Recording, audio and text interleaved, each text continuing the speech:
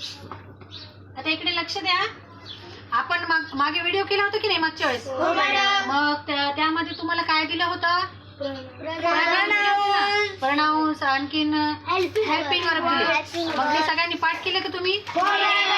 ते जर तुम्ही पाठ केले असेल तर आज हे आपल्याला कळणार आहे. Okay okay. आता हे आहे प्रोनाउन. आता हे आहे एम इज आर. आता हे एम इज आर प्रोनाउनला कुठे कुठे लागणार आहे हे आपल्याला आज पाहायचंय. तर आता प्रोनाउन मध्ये पहिलं काय आहे? आय ला आय एम लागणार आहे अगोदर.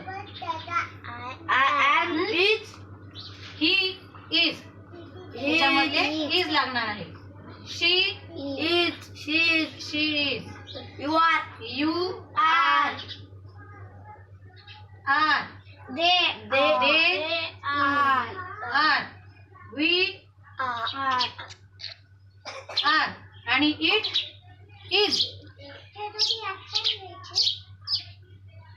They are. We are. आणि it is. आहे की नाही? मग आता हे पेनीचा वापर आपण याच्यामध्ये प्रोनाउन मध्ये कसा केला तुम्हाला लक्षात आले का? आय म्हणजे एकच, म्हणून आपण काय केलं? I am. ही आणि शी म्हणजे मुलगा आणि मुलगी एक एकच असणार ना. त्याला आपण काय लावलं? इज लावलं. आणि यू, वी, दे आणि इट त्याला आर लावलं. इट म्हणजे ते म्हणजे बाहेरच्याला लागणार. ते झाड आहे. It is a tree. त्यामुळे त्याला इज लागणार.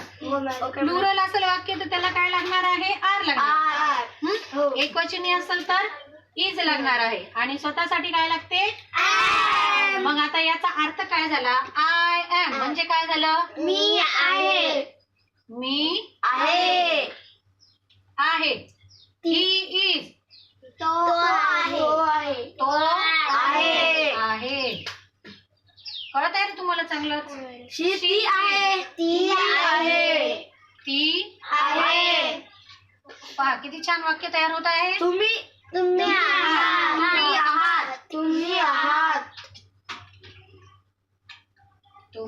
आहात. आणि ते आहे.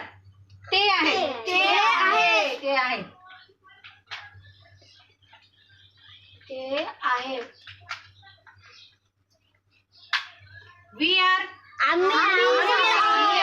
आम्ही मध्ये काय झालं? प्लुरल वाक्य आले ना. मग त्याला आर लावलं आपण. ओके. म्हणजे आम्ही आहोत. It is.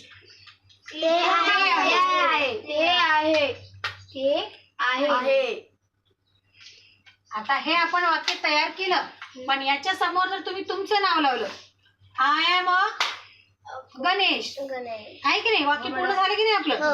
आणि ही इज तो इथं लिहायचं बॉय, तो मुलगा आहे. He is a boy.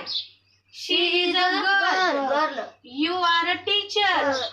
They are a women. हो की नाही? We are student.